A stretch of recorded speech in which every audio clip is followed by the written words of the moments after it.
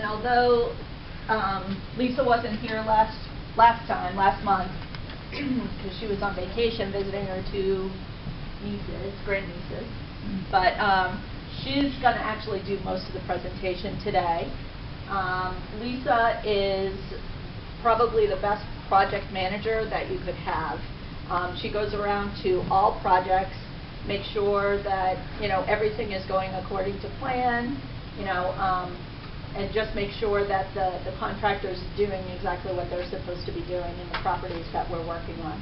Right now, we just sold one of our properties this past November, so we're at 4 right now.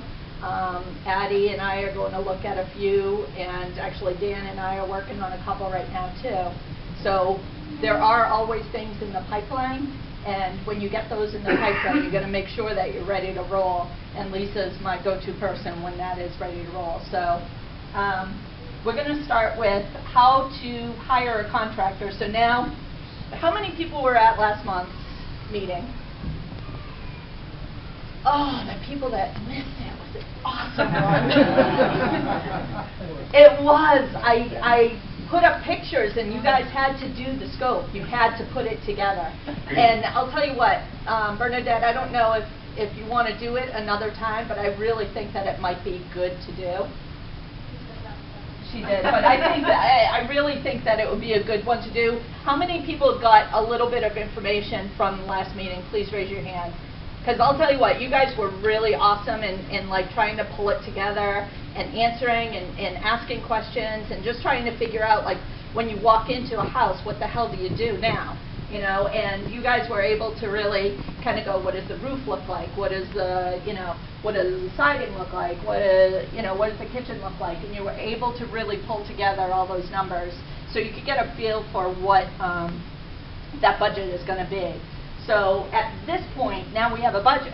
We've walked through, we've put the offer in, we're going to be closing in 30 days.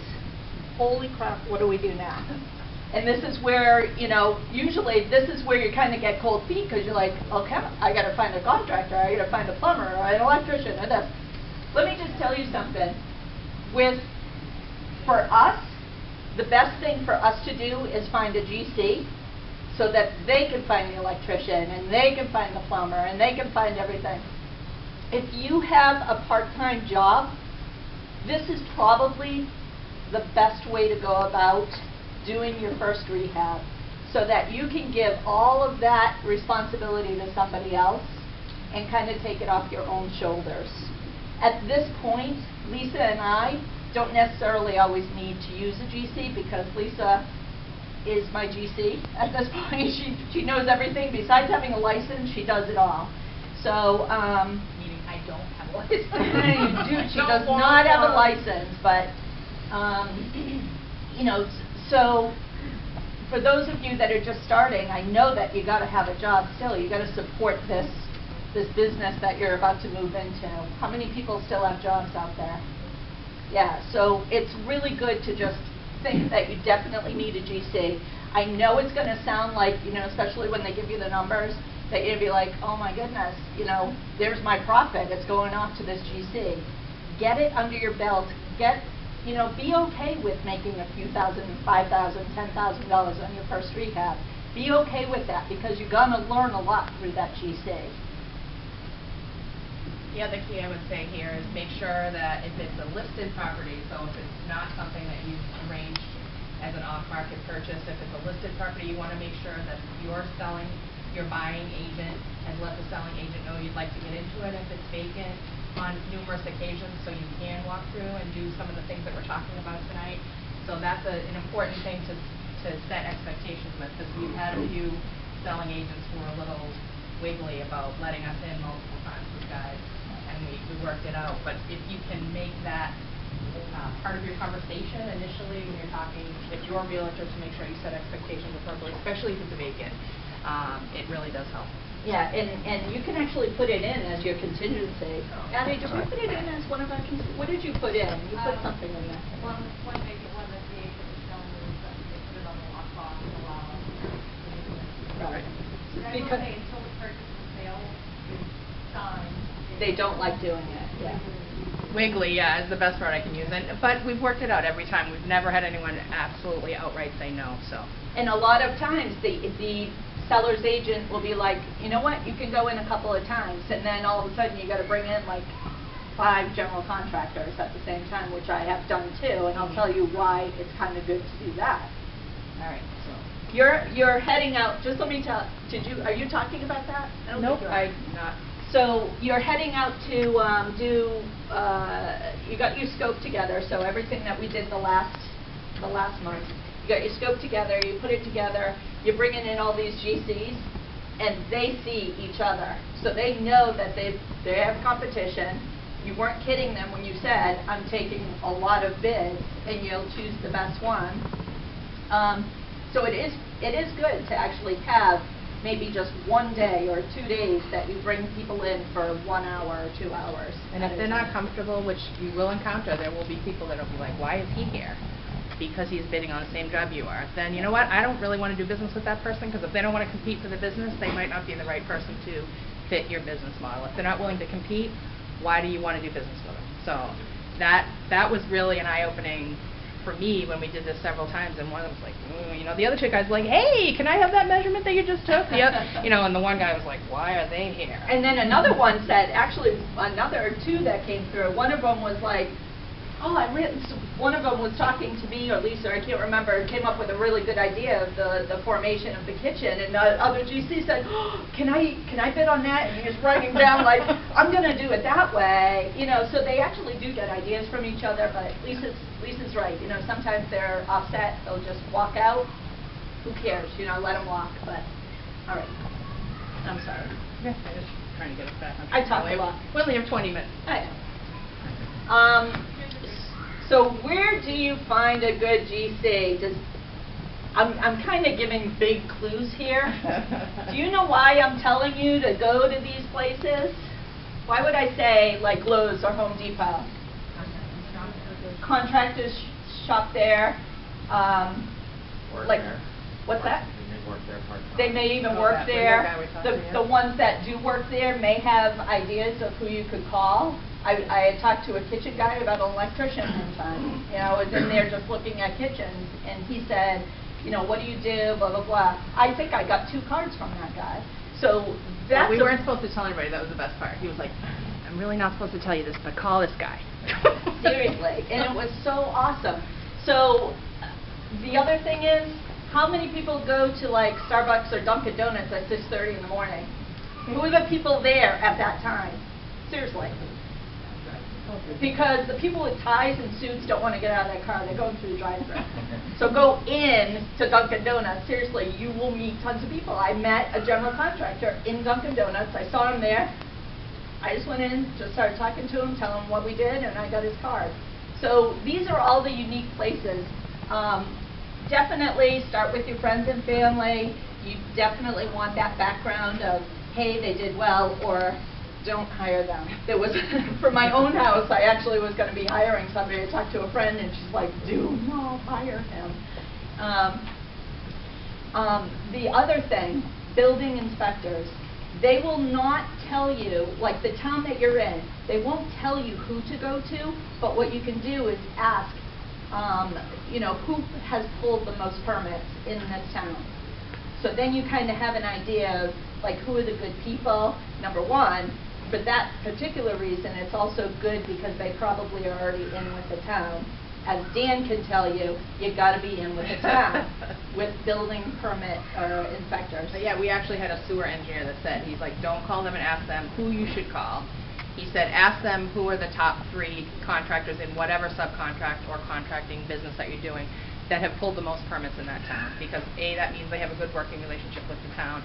B, they do a lot of business in town. So that was kind of eye-opening for me. He said, don't ask them who's the best one, or or not even who does the most works, but who does the 3 most, the three highest number of permits that are pulled. And I was like, oh, that's brilliant. So then there's no conflict of interest for the building inspector to tell you that. These 3 companies have the most permits in town. Does anybody have any questions about these things?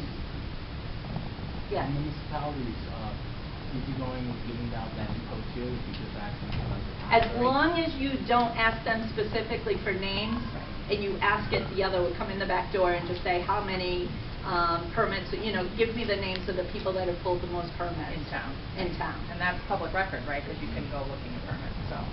Yeah. All right.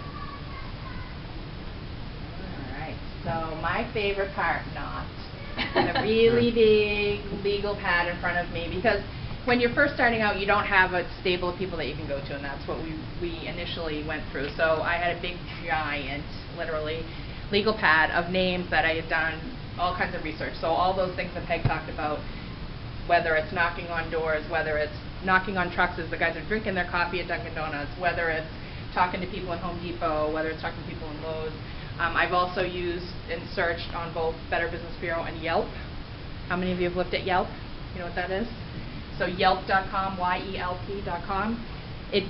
Sometimes they'll be on there, sometimes they won't. It is a consumer-driven rating of pretty much anything you can imagine, from restaurants to plumbers to doctors and it's all driven by feedback through the internet for people who have utilized these people's services. So I found some guys on there too that had really great, repeatedly great ratings on there. So that's directly from people who have used those businesses.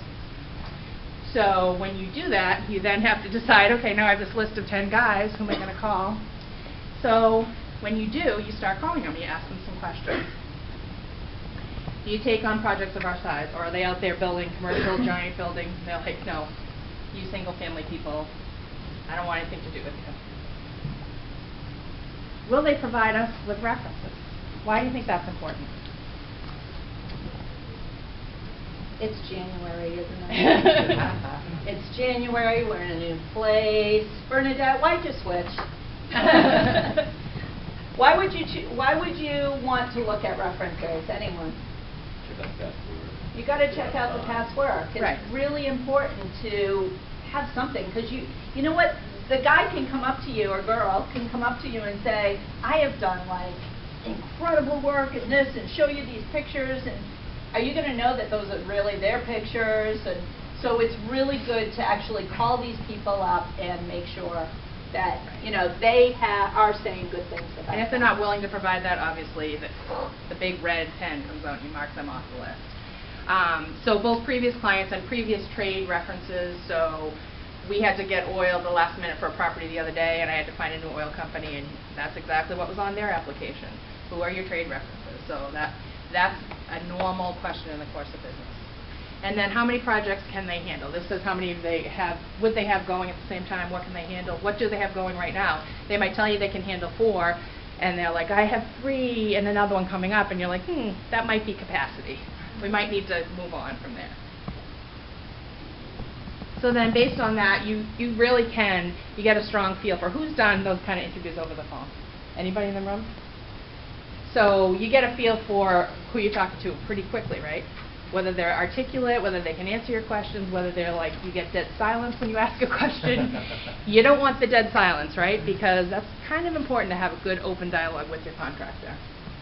So you then whittle it down. Then I do a lot of research. I Google the name both of the company and the person, and I've also learned the hard way the nickname of the person, because we had one particular scenario where I did all the research, I talked to all his references, everything was great, checked his licenses. That's the other thing you need to make sure you do, is go to the state-sponsored websites and check their licenses for validity. There are about 3 or 4 different ways you can go about it on the state of Massachusetts website. I just pull up their license. It'll tell you when they got it, how long it's valid for, and are there any complaints on it. So I had one that we did all that, everything checked out, talked to references, that checked out, and then we had a problem, and I'm like, how did nothing bad come up on this person? So we went back and looked, and I searched his legal name, not his nickname. The bad thing came up under the nickname on Google. So you have to be really careful about the people you do business with. Yes? Funny, you should say. I'm going to be passing out a list of questions. So while Lisa is Yes, we did. Imagine that. Yeah. So while Lisa is doing that, this is exactly when I wanted to pass these out, so that you guys have like a reference of what to ask these contractors. I'm going to just ask you to pass them right along. And when you go, the other thing we like to do is, if we've never done business with that contractor, we want to go see them in action. And the good ones are like, yeah, come anytime, here's the job. I'm there all the time, come. And the things that what do you think the things are that you might want to look for when you go to the job site? What would be important to see with your eyes rather than asking a question, oh, do you keep a nice job site? Yeah, I do. Yeah. Safety. So what would you look for to make sure they operate safely? What are some of the things you would... Okay. There's not trash everywhere, right? Right. Place is clean. That's critical because I've walked into a few and been like, maybe not. And then are the people that work for that contractor, are they courteous? Are they open? And Addie can speak to the fact that every job we do, I tell every contractor we work with, every subcontractor we work with, that our realtor may walk in the door at any time and she is to be welcomed and any questions she has are to be answered. And I think that's critical because they're our advocates for that property when they're selling it. So we make sure that all the workers are aware of that too. And then, like I said, the online, really important. We want to make sure the license, that's kind of important. There's also a great tool on the state website that I don't have mentioned here that tells you for what work you need what licenses. Pretty clear on the state of the state of Massachusetts. It'll tell you exactly, you have to have this license for this work, and that's really helpful too.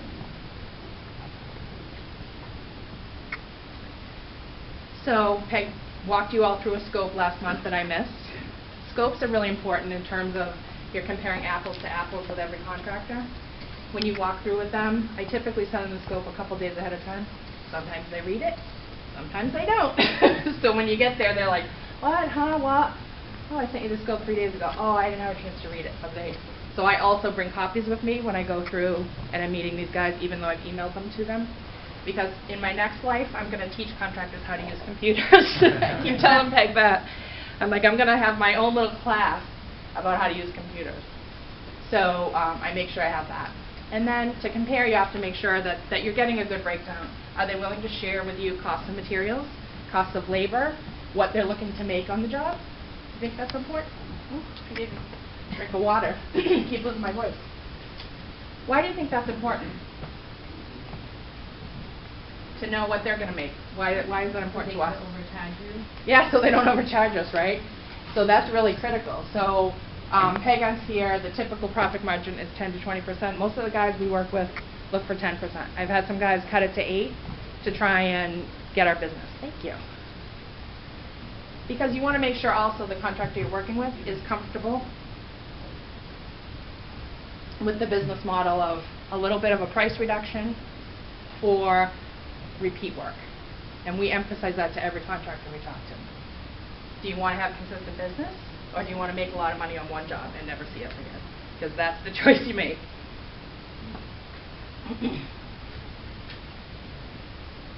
And then the other key here is deadline for response. Because what we have found is also, as I say, contractors are not the best with computers sometimes, so they're also not timely all the time either in getting back their bids. So set a deadline. When you have those meetings, I want it within 48 hours, I want it within 72 hours. What is the time frame that you're looking for to have that in hand so you can make a good decision?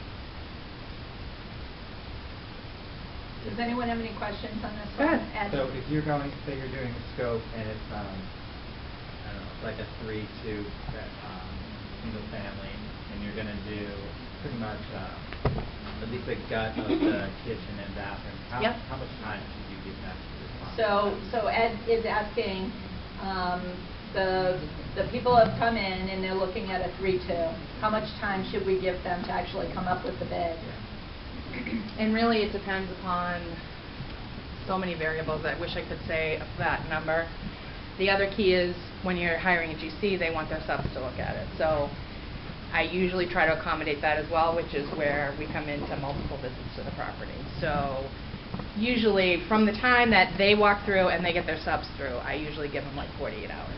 And they have to beat up their guys, you know. And if they don't have a relationship, and they can't get a number, we gotta move on. You know, you can't wait days and days and days. And it depends. If it's somebody we know they're busy, we know their scenarios, we might be more flexible, but it's usually 48 to 72 hours because we just can't wait for them a week later to decide what the number's going to be, because then we lose a week of making decisions. Make sense? And it just gets closer to that closing date, and the very first day that we close, or at least the next day, we want to start demo. So we really do want to get those bids in, choose the person, and get it going so that we can have that very first day going. Yes, speaking of timing, do you guys ever ask for schedules? Yeah, we're going to actually talk about We are scheduling definitely. today. Yeah. And you know, a great example of that is we have a good relationship with an asbestos mold guy. We had a house that we purchased in New Hampshire that we knew had asbestos, knew how to be abated. It had an asbestos furnace, if you've ever seen one. I've seen one that was in this house in my life, and it is the craziest looking thing you've ever seen. And we had him lined up literally for the day after closing because he had to get a license from the state to do it. And he's like, "Are you sure you're going to close?" I said, "Give us a day wiggle room, just in case." And he was in there the day after we closed, and he started the 3-day process of removing it. So when it goes ideally like that, then you know you're hitting the ground running. Doesn't always go ideally, but hopefully. Speak to Ed. It did not go ideally on Ed's project. All right, so how do you choose the right bid? So what's your gut? I'm a true believer in gut, and so you've got lots of answers. You've got notes from your interview. We gave you all of our interview questions. Though my background is that I was in retail banking for 25 years, and the last 7 or 8 I was in regional management. We were interviewing every hire for 36 branches. So I've done a lot of interviewing in my life, and I've seen a lot of interview tools with all closed-ended questions. So you'll see the tool I gave you is many more open-ended questions, because you don't want someone to say, you don't want to say to someone, I should say, "Hey, your job site's really clean usually, right?" "Yep." Yes, you don't want yes or no answers. You don't want yes or no answers. You want them to have a dialogue. Open-ended questions are the best way to go. One thing that wasn't mentioned. Sure. Can you go back one? Sure. Maybe I missed it. No, that's What okay. about insurance? Definitely. We're going to be talking about that. Yeah, I mean, you would say to them in the interview process that they have to have insurance. Obviously, when you're getting your bids, they would have to provide you with proof of insurance. That's a big one that a lot of them slide through. Yeah, we have not hired anyone who's uninsured at this point. That's something we shy away from. So that's a question you'll notice it's right on there. Have you verified their insurance? What I found out recently from a contractor is that his insurance company charges him some ridiculous, like $40 or $50 every time he asks for insurance verification, which is crazy. You know, that's just a pure profit margin for that insurance company. So as long as you can say, "I need verification in writing when we sign the contract," I've never had an issue with someone, because we are sticklers about that. So great question. What other questions might we have missed before? Okay. So how interested are they in discounting their fee to earn your future business, as I talked about? You want to make sure they understand that we're looking for a little bit under market so that they know that they're going to consistently get business from us. We have an electrician who's amazing, and he's like, he just texted me the other day, he's like, "Any more jobs coming up?" I'm like, "We're both on the street, beating the street, trying to find a property." So yes. So they know, they get it. So they're giving us discounted prices to continue to have business. We have, over the past several years, have now had plumbers, electricians. Let me just tell you something. If you pay them, they will keep coming back to you, because there's a lot of people that don't get paid out there. Right. So if you pay them and you're good to them, they will be good to you. And also, you have to remember in the back of your head, as much as you try to beat them down, and I use those words lightly, I really don't, I don't like those words, but you have to make sure that they're making a profit too, because they're not gonna do a good job if they know they're not gonna end up with $1 at the end of the day. And you're not going to be happy because you're not going to have a product that you can sell at the end of the day. So sometimes you have to take that off your bottom line so that they can add it to theirs, so that everybody's happy and they'll come back and work with you again. And we've had to do that before, and it's okay, and it sucks, but it's okay, because there's going to be more deals down the line, and you've got these awesome contractors, subcontractors that are willing to continue working with you. So just keep that in the back of your head too, is that this is their livelihood too. They have to make money. So if you're going to be beating them down to like them only making a couple of thousand, they're not going to want to come back and work with you again. So make sure that you understand what their bottom line is that they want to make, so that you can kind of come together and work on that. And on the flip side, don't be afraid to ask for a low number either, because I share the story all the time that 1-800 Got Junk guys came and did a hoarder house that we did in Norwood and cleaned it out, and I was like, well, you know, I'm like, he came back with $3,000, and I was like, really? We need it to be 2. Thinking maybe we'd get 25. He goes, I'm going to talk to my boss and I'll call you back in 15 minutes. If we get it to 2,000, will we earn your business? I said, absolutely. In my head, I'm like, woohoo, I just saved us $500, you know. So you got to ask the question. Sometimes it's going to be no, but, you know, I was shocked that he said yes. So I was like, okay, works for me. Because if you could have seen this house, you would know why I was shocked that he said yes. When we cut back the bushes, we found more junk that they missed, that none of us knew were there because the bushes had grown over And the I house. just want to show you these people. This is what our subcontractors look like after Lisa asks questions. I'm very proud of that, actually. That's her years of working at Bank of America. And then, you know, do they seem willing to make compromises? So I think of a particular one we've dealt with recently. We kept saying, Home Depot, really nice, 16 by 16 tile, 87 cents a square. It looks awesome.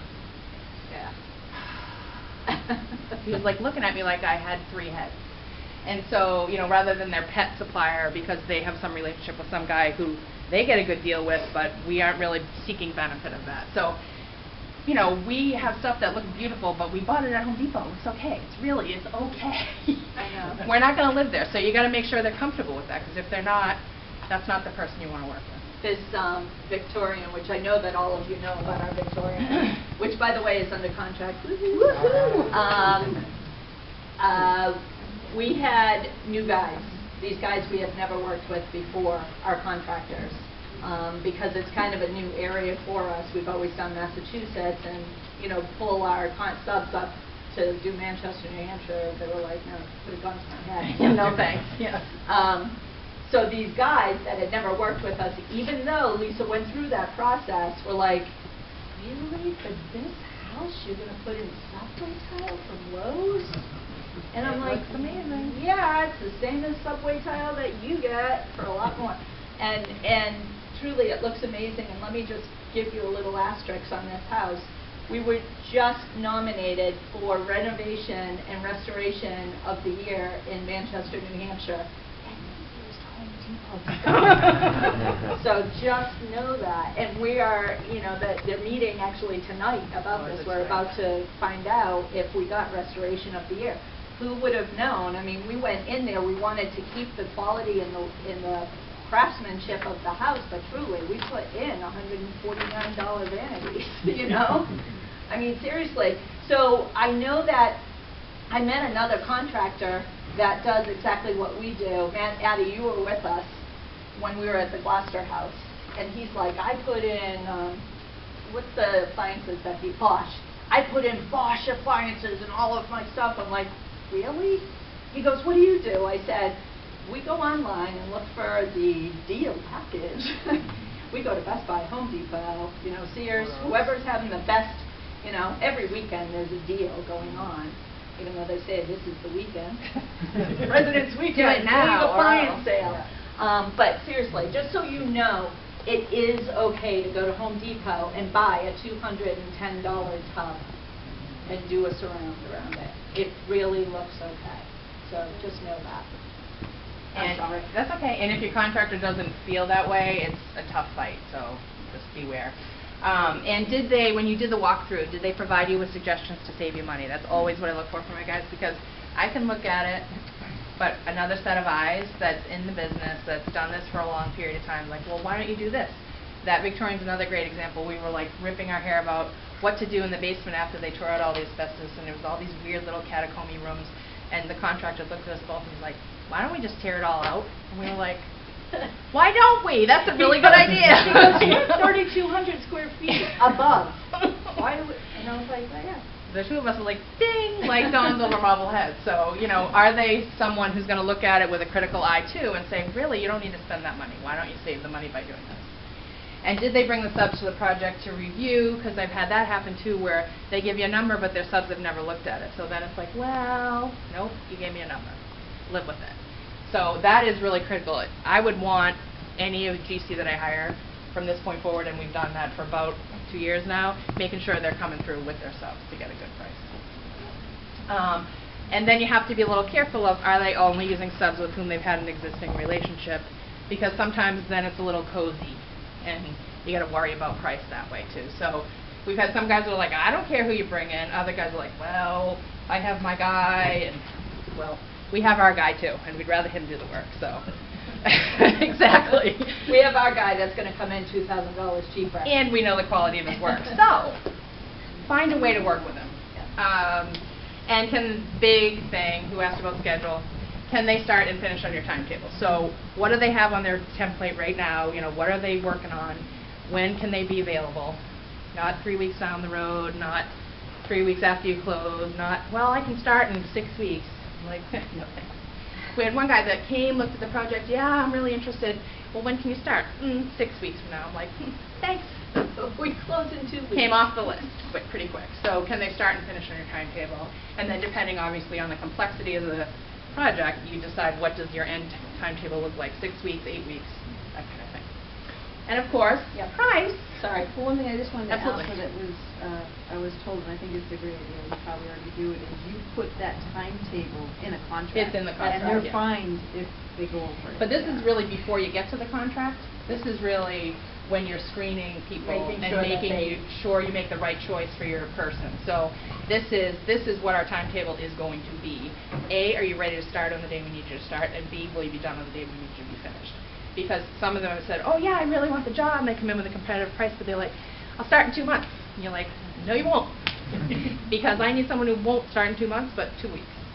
So you're absolutely right, it needs to be in contract, but this, before you even get there, you need to make sure you're having that conversation with your contract. I just wondered if you had any problems with people telling you what you want to hear. Of course. Yeah. I mean, So she asked if we have any problems with people saying what we want to hear, and you learn that lesson the hard way, and we have.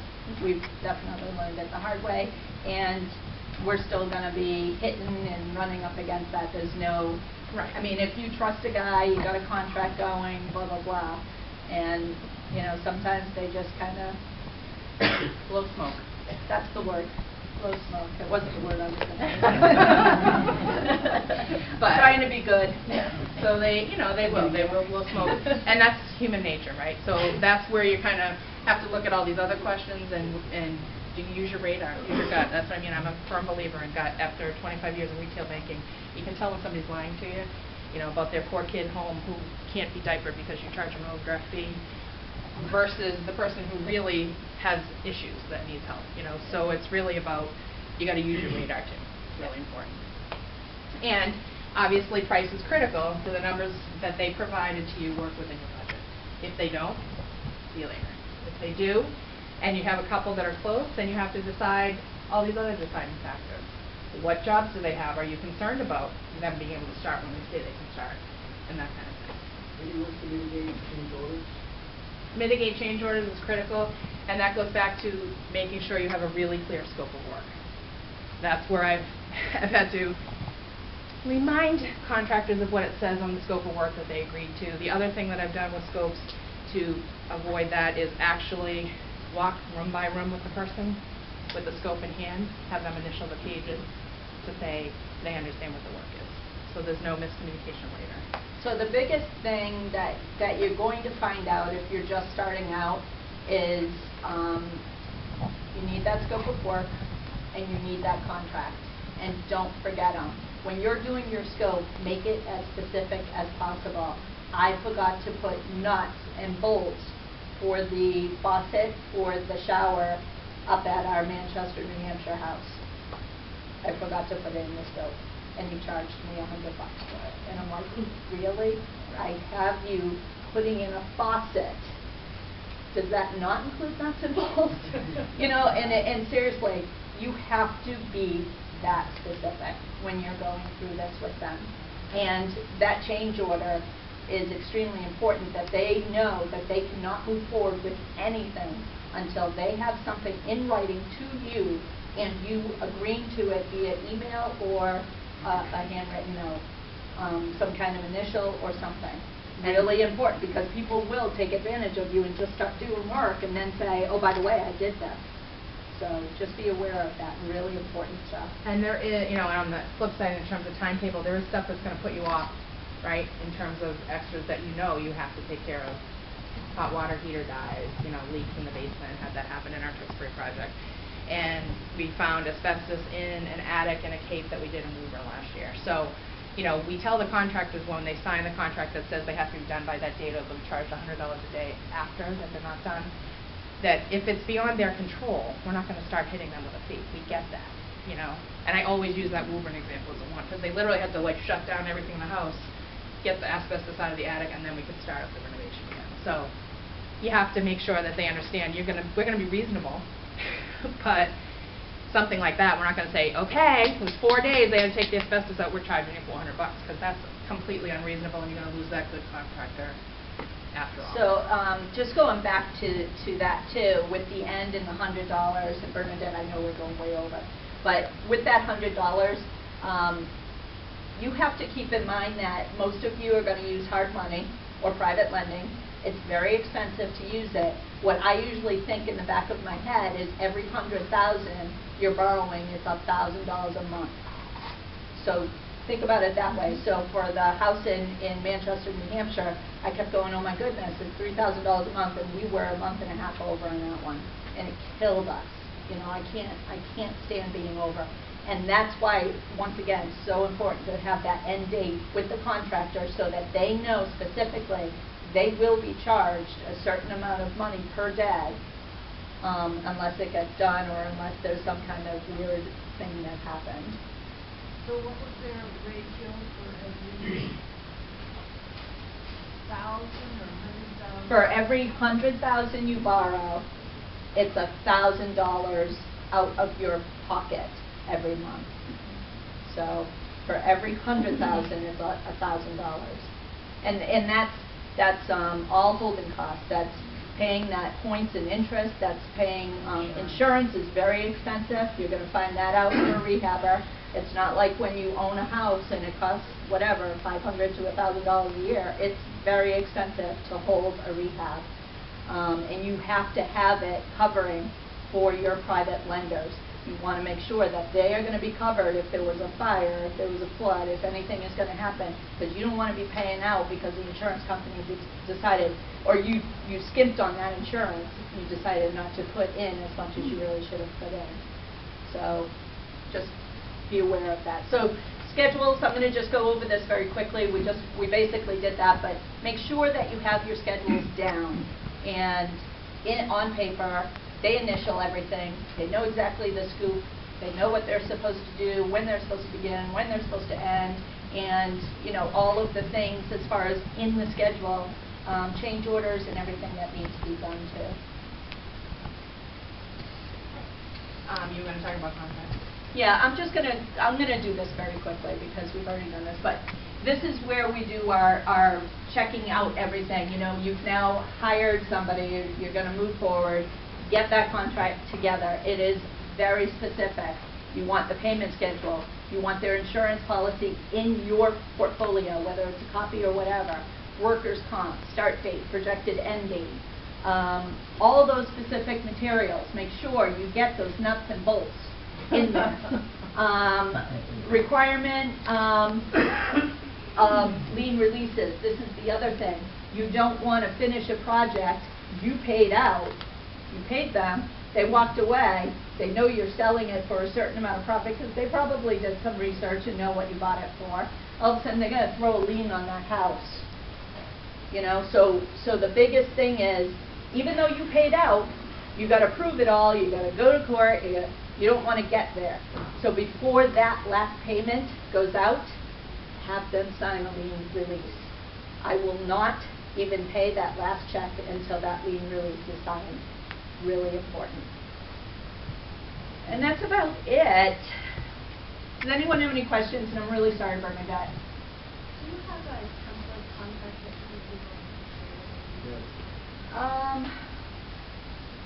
The contract, our contract, you know what, it is proprietary, it's hard to say that we can send that out, but Bernadette has already said that we're gonna be having a contest, and if people wanna apply for the contest and you know, you'll be following me around, you're gonna have access to all of my stuff. The other thing is Bernadette and I talked about coming to visit 2 of our properties that we're working on right now in Boxford and in Manchester by the Sea. But I want to get a hand to see if anybody is interested in doing something like that. So it would be a tour to go to these 2 properties. We're finishing up Boxford, and Manchester by the Sea is it's a little bit, it's like 3 weeks away from being finished. So by a show of hands, I just want to see. Okay, so I think we should do it. So what we're going to do, this is another thing. I think that we should see nights or weekends. If you can raise your hand, night. Okay, a weekend. Okay, so I guess we'll do it on a weekend. I'm not going to be Super Bowl Sunday. I'm not going to be. So it'll probably be next weekend because Super Bowl Sunday. There's no football next weekend. Yeah. This weekend there's football, and 2 weekends there's football. But maybe a week from Saturday. Okay. So we'll work on that. So sorry. I'm sorry I took up Joe's time, and I hope you enjoyed it.